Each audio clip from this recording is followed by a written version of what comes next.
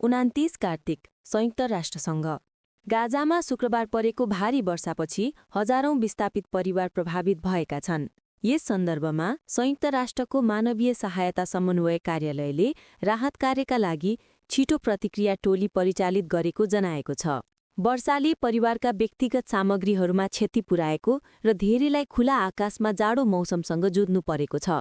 यसले वृद्ध, अशक्त र अन्य संवेदनशील समूहमा स्वास्थ्य र सुरक्षा सम्बन्धी चिन्ता बढाएको छ। राहत कार्यमा संलग्न संस्थाहरूले बाढी नियन्त्रणका उपकरणहरू उपलब्ध नभएको जनाएको छ। पानी निकाल्ने, फोहोर र भग्नावशेष अटाउने साधन नहुँदा राहत कार्यमा समस्या परेको छ।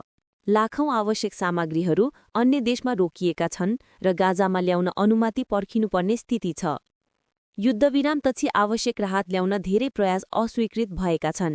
राहत साझेदारहरूले देर अल बलाह र खान युनिसमा हजारौं टेन्ट, कम्बल, टार्पुलिन र जाडो कपडा वितरण गरेका छन्।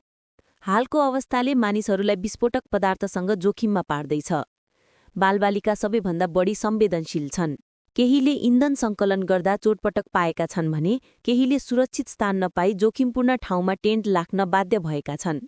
खनिज विस्फोटक पदार्थमा काम गर्ने टोलीहरूले आवश्यक उपकरण र साधन पाएपछि थप राहत कार्य गर्न सकिने बताइएको छ।